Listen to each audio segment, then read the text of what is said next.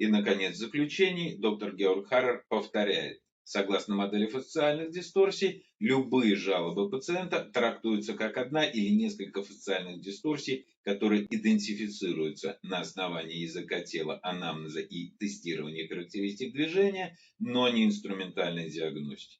Устранять которые следует в логичном порядке. Георг подчеркивает, что в случае чуткого следования указаниям пациента терапия по Типальдесу является абсолютно безопасной.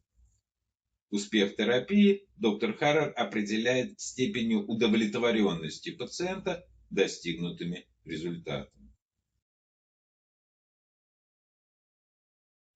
В этом тексте авторство врача и остеопата, ученика доктора Типальдеса с 1997 года, первого сертифицированного им ФДМ-инструктора после смерти учителя, основного преподавателя мануальной терапии по Типальдесу в Европе и США на протяжении нескольких лет, доктора Георга Харрера, опубликованном в германоязычном сборнике по остеопатии Лима и Доблера 2010 года, сказано достаточно, чтобы понять, что он переосмыслил и модифицировал разработки своего учителя. Чего в частном разговоре со мной Георг, кстати, и не отрицал. На мой взгляд, мало того, что доктор Харрер перешел границы, поставленные автором, он и его единомышленники продают свое видение ФДМ как модель фасциальных дисторсий доктора Стивена Типальдеса.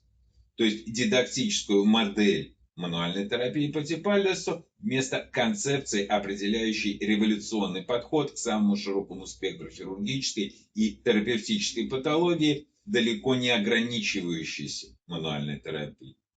Судя по всему, мы являемся свидетелями и участниками финала процесса уничтожения модели фасциальных дисторсий доктора Стивена Типальдеса по сценарию, описанному Матч-Кастон в «Философии обучения».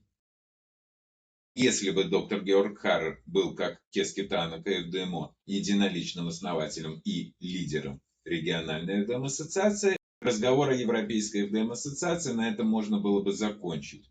Но так как Георг изначально разделил ответственность с коллегами, и, кстати, в руководстве Лима и Доблера он никак не ассоциирован с ЕФДМА, к тому же, к моменту выхода этого сборника, доктор Харрер уже передал пост президента ассоциации Кристофу Росме, будет справедливо продолжить исследование истории развития модели фасциальных дисторсий в Европе с надеждой найти позицию альтернативную, транслируемой доктором Георгом Харрером у других основателей и лидеров ЕФДМА.